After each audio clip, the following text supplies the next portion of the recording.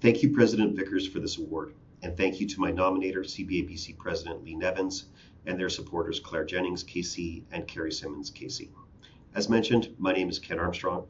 My pronouns are he, him, and I am recording this from the traditional and unceded lands of the Coast Salish peoples, including the Squamish, Musqueam, and Tsleil-Waututh. I am both honored and humbled to receive this award. My CBA journey started in 1997 when, as a young lawyer practicing in East Burnaby, British Columbia, I saw a need for a local suburban young lawyers section. I reached out to Fran Hodgkins, the CBA BC sections coordinator at the time and the 2009 Jack Innes Award winner. And with Fran's help, I founded the Young Lawyers Westminster County section. Unwittingly, I became a member of Provincial Council and the Young Lawyers Congress, as it was then known. As John Lennon wrote, life is what happens when you're busy making other plans. I soon realized young lawyers were underrepresented on the branch executive and took steps to create a young lawyers representative position on the BC branch executive. I ultimately filled that role from 1999 to 2002, within the first 6 years of my practice. Through those 2 steps, I got permanently entangled with the CBA. Friends and colleagues, I would not be the person I am today without my CBA volunteers. Every minute, every hour, every trip I invested into this organization was worth it. Every challenge, every setback, every election lost, and there were several, was worth it. Volunteering with the CBA, both provincially and nationally, gave me community. I have lifelong friendships due to this organization. I learned leadership skills, interpersonal skills, and even public speaking skills that have served me well not only in my public service, but also in my practice and running my business. And at a practical level, I get a lot of professional development hours directly related to my volunteerism.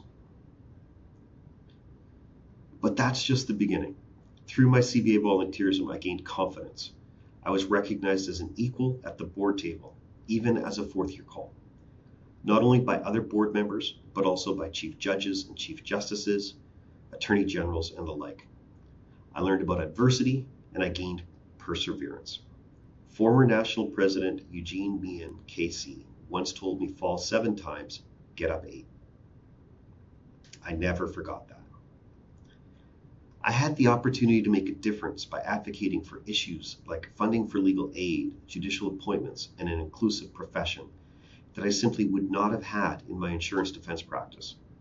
I learned about the lived experience of lawyers in equity-deserving groups. And I hope I've been able to provide meaningful allyship to women lawyers, to BIPOC lawyers, and to LGBTQIA2S+ lawyers. I am a cishet white male of British and Swedish descent, and I acknowledge the privilege that comes with that background. This organization knows when we prioritize equity, diversity, and inclusivity, our organization is richer and more vibrant. Our profession is richer and more vibrant, and even our firms are richer and more vibrant. Prioritizing equity, diversity, and inclusivity is not only the right thing to do, it is the smart thing to do. They say it takes a village to raise a child, and there are a lot of people who supported me, who guided me, and who inspired me by their example. I sat on the branch board with 11 different presidents and dozens of other volunteers. I learned a lot from them, and I remain friends with many of them. Some are here today, and I thank you for your guidance, your support, your friendship, and your inspiration. I stand on your shoulders today. I want to specifically acknowledge Jennifer Brunn, KC, and Claire Jennings, KC, who served as Vice President and Secretary Treasurer, respectively, during my term as BC Branch President. Your work that year, your support that year, and your friendship throughout was and is empowering and won't be forgotten. I also worked with a total of 4 different executive directors at the branch, including the late Frank Kramer, KC, Caroline Nevin, and Carrie Simmons, KC. All 3 were influential in their own ways. Caroline Nevin, the 2012 Jack Innes Award winner, was with the branch as a director when I joined and then became executive director for the bulk of my time with the BC branch.